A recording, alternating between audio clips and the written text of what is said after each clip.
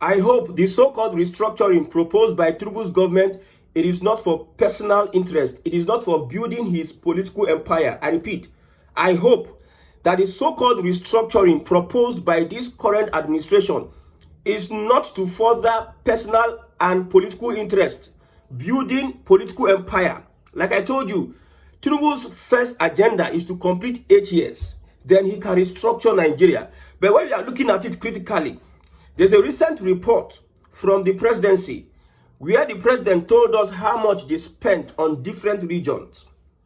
They outlined the Northwest, the North Central, the Northeast, the South-South, and the Southeast, and also the Southwest.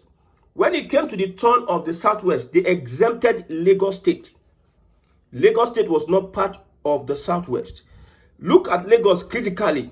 If you are living in Lagos, you are a Yoruba person, you are indigenous, look at Lagos critically. Which part of Lagos is real Lagos? From the Third Mainland Bridge up to Island, Lekki, those areas, now there be Lagos. So every other place from the mainland is Ogun State. Now, when you look at that report from the presidency saying that Lagos is not part of Southwest, this is coming from the federal government. It is not omission. There is a deliberate, because I've heard this before, that Lagos is a special status, a colony.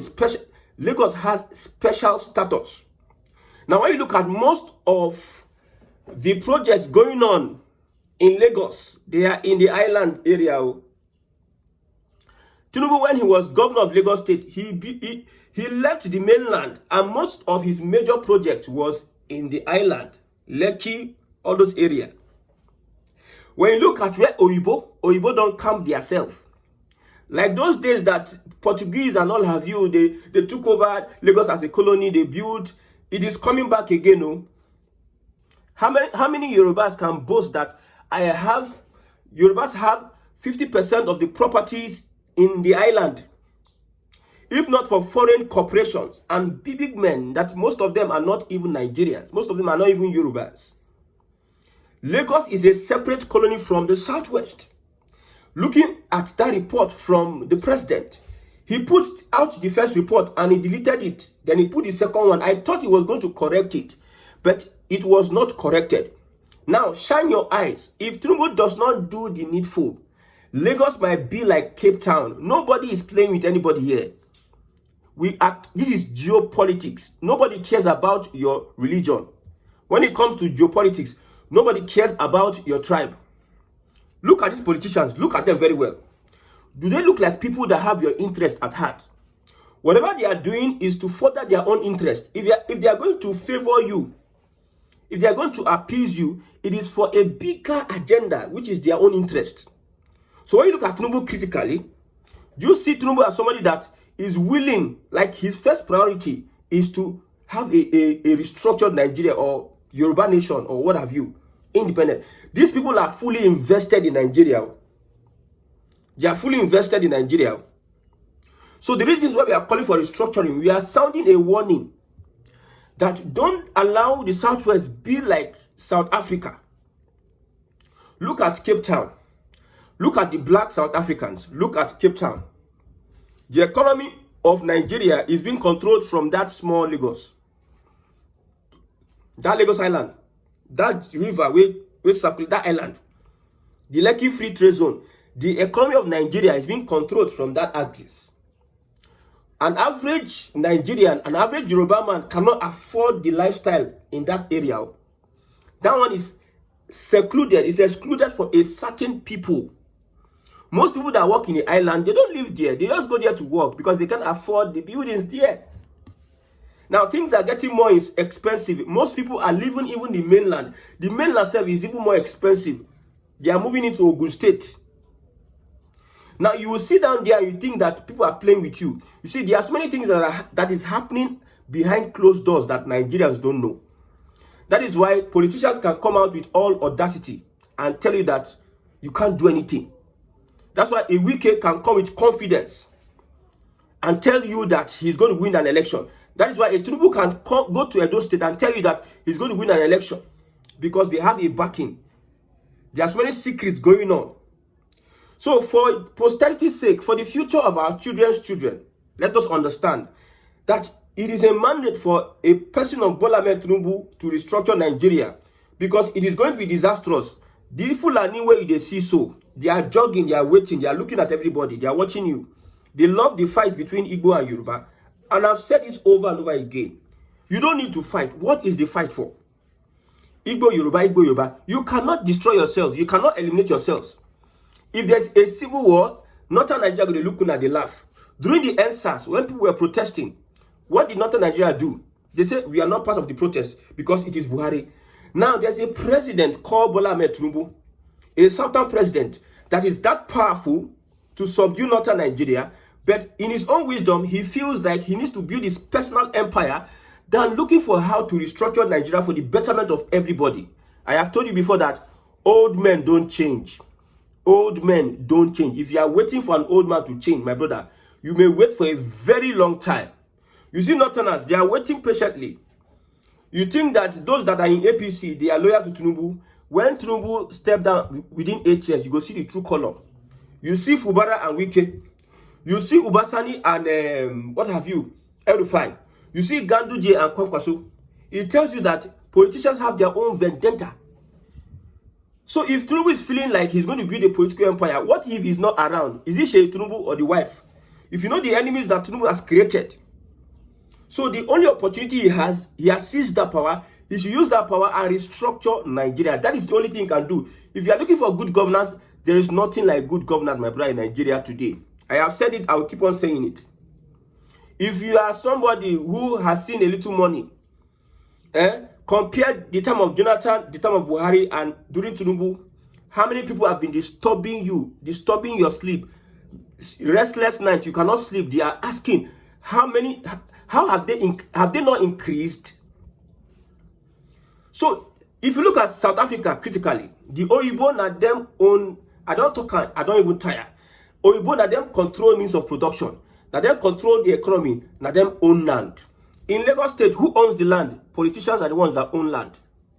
If you enter that the main Lagos is not Lagos Island, it's not Bariga side or this side.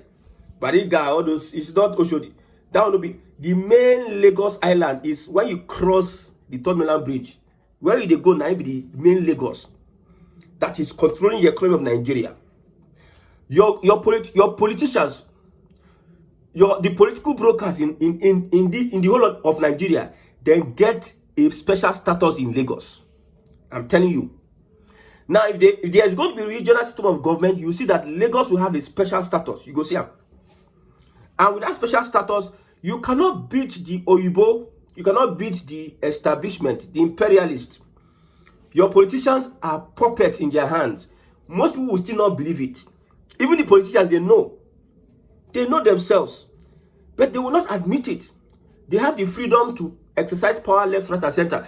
Any government, look at Ghanaian government, refusing to align with the establishment. Who is the establishment? The colonial masters. The US, UK, and all these colonialists. You see, as Ghana president refused to align with establishment, look at how their own defense minister died in an helicopter crash. How? You see, it takes people that study trends, study politics in Africa to understand that there is an invisible finger controlling the affairs in Africa. Your president is part of those people that are being controlled by the establishment. I know he's trying to be manipulative, playing Maradona. There's many things that have happened that Nigerians cannot know.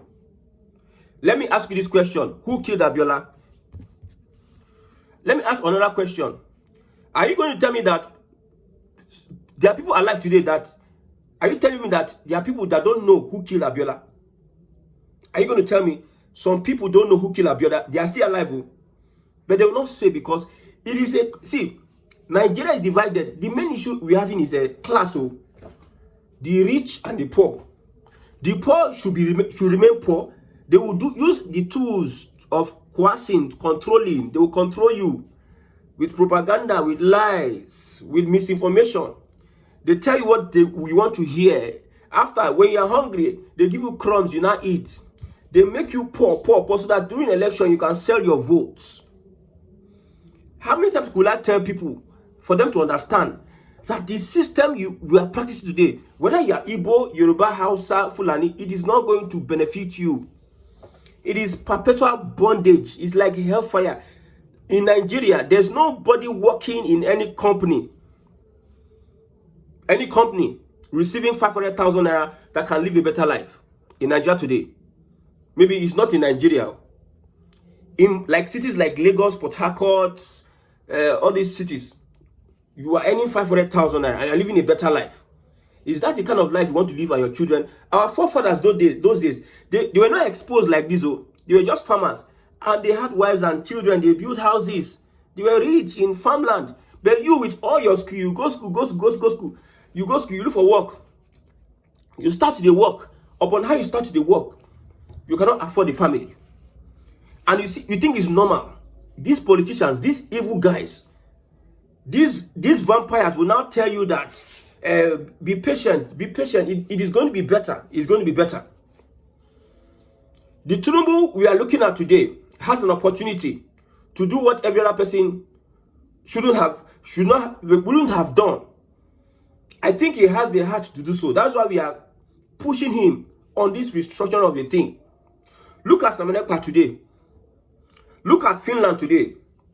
So many people believe that Finland will protect Samanekpa. But you don't know the white. You people don't know anything. You don't know the white. You think that they are your friend. When I was young, they were working on our minds. You know, they'll put that Jesus calendar. They'll paint Jesus white. Jesus was not really white, but they are speaking to your see, there's what they call social engineering. They put a certain picture in your front for a very long time. You start seeing that picture as the reality. They are trying to change your reality. I tell you, sometimes I look at people that are professors, people that are PhD holders, master degree holders. A local government chairman will build road. They will be happy. Hey, I say, God. These people are well traveled though. They are traveled all over the country. But there's this fundamental problem that is wrong with us. I'm telling you. I'm not interested in your Yoruba Igbo. Igbo is not good. Yoruba is not good. Hausa is not. I'm not interested in that one, no. Because the battles we are facing, you people have not even realized where you are. The mess that we are in Africa, you have not realized. You don't envisage a kind of society, a kind of economy, a kind of country that will compete with the world powers. You are not dreaming of that. You want to be slaves and paupers. And the worst thing is that now the slaves then they are aggressive pass. When you go online now, when you talk something about the slaves, they will come rush, they fire you, they talk rubbish, they talk up and down. Now they are aggressive pass. There's a saying that says, empty barrel makes the loudest noise.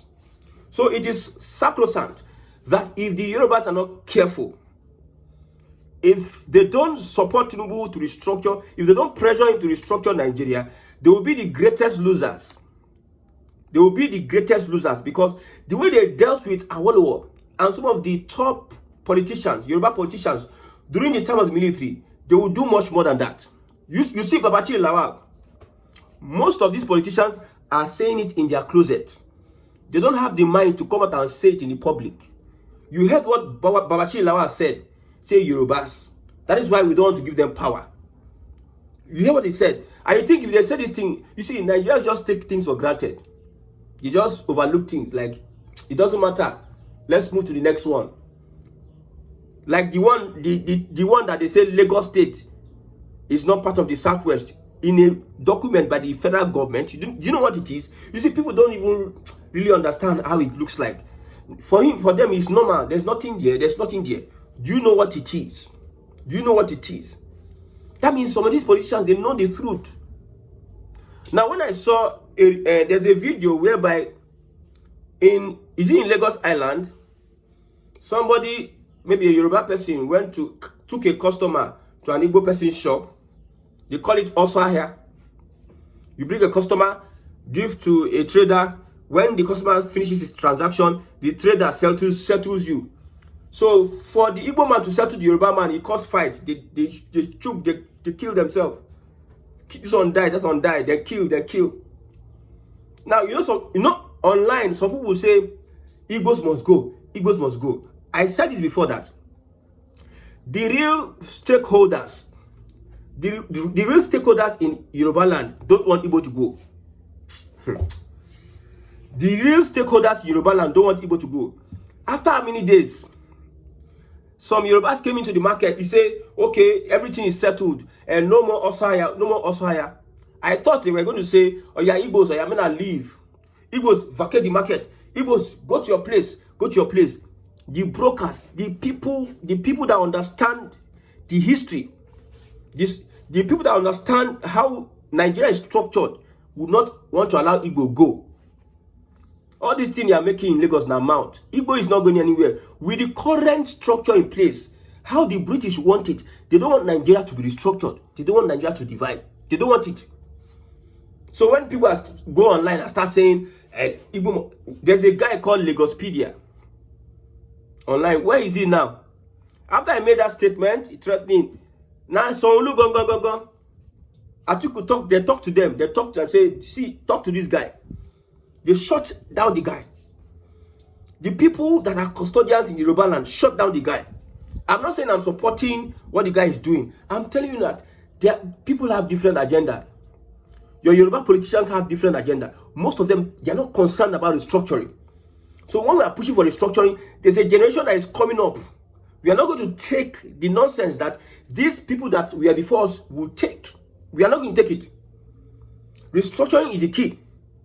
I'm an Igbo boy from Abia State, very proud Biafran, very, very proud. My own Biafran said, I dey carry for head.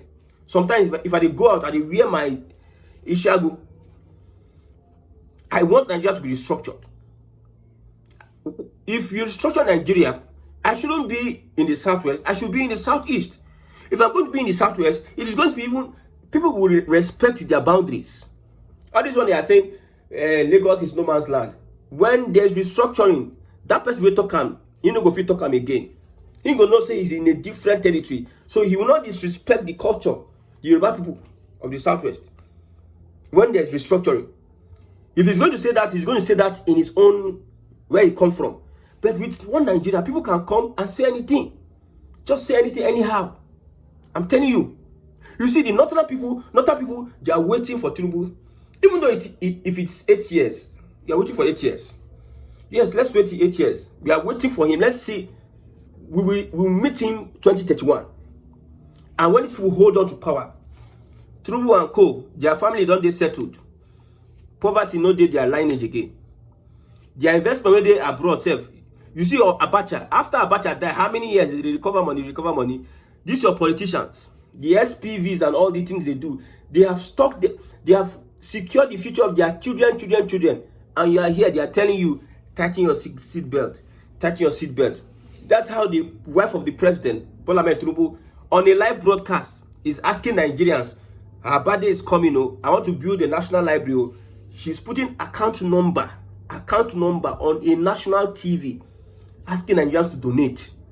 You don't see where fraudsters, they run things. You know, some people, TikTok, there's this thing some people were saying that people are using TikTok to embezzle funds. So now, this move by the, say they know rate Nigerian before. A national broadcast, you are asking Nigerians to donate. There's FAC. There's FIRS. The money you collect from taxes. The revenue, the money you borrow and everything. The intervention funds. Everything is not enough to build a national library. There's Ministry of Education. You have a budget. You cannot run on that budget. You came on live asking people. You put your phone number, your account number for people. Look at how it is. Maybe as the wife of the president, he gives you opportunity of contract. You take this contract. You take this contract. We approve it for you. On the books, we have approved contract for everybody. Then if I want to collect my own share, it is through that level. I will say, I'm doing birthday. I'm doing birthday. I'll call, hello, Mr. Usman. My birthday is coming. So whatever you're going to do, you understand, the favors I've been doing to you, the things I've helped you to get contracts and everything, this is an opportunity for you to, through this event, pay back. That is how people embezzle money. Abroad, they embezzle money through art pieces. See, drawing, those art where they draw, where we say that they're expensive, people embezzle money through such. They launder money through such. This one looks like money laundering. And you think that these politicians rate you. Hey God, I never see Nigerians, I never see this kind, I never see. You think these politicians rate you. Now, with all the monies that this federal government don't hold now, what have they used the money for? Like, they should tell us that this is what we have used this money for. So whatever it is, I pity for the Southwest. If Tinubu does not restructure Nigeria, I pity. Now they might pity pass. They should also know that Nigeria consists of many nationalities, and everybody would be looking for an opportunity to suppress the other. Now it is the turn of the Southwest to do what they are doing, and it seems that Tinubu is overstepping his bounds in the eyes of Northern Nigeria. Northern Nigeria, highest, if Atiku go and he doesn't succeed in becoming president, they will patiently wait for another 4 years, and they will hold on to power, and you will see what they will do. So if Tinubu is focusing on his own personal ambition, he should focus. There's no problem. He should focus. How many years does he have to live? He should put the future of the fellow Southwest in jeopardy. That will not concern anybody. He put their future in jeopardy. Then everybody can't get sense. They can't get sense. You see this tax bill? We support tax bill. We support it. Nobody's against it. We support tax bill. But you when they pay tax before, when you start to pay tax, your eye go clear to hold government accountable and ask for restructuring. Maybe if it affects you, maybe not that way. If federal government push Nigerians to the wall, when they collect money for their hand, with the poverty rate, they will collect money for your hand. With the little you are making, there's no subsidy from the government. There's nothing government is helping you to do. But yet, the little one you are making, they will collect for your hand. And when they collect it, the no coins that do better thing. Let me see whether you go say, let's have patience. Let me see. When they don't collect from you every year, then from your 100 million, they collect 25%. They collect 25 million. Federal government. You never pay title, you never do anything. No. They collect 25 million. Oh, did 25 million from your 100 million. Now after your eye go clear. May God help Nigerians.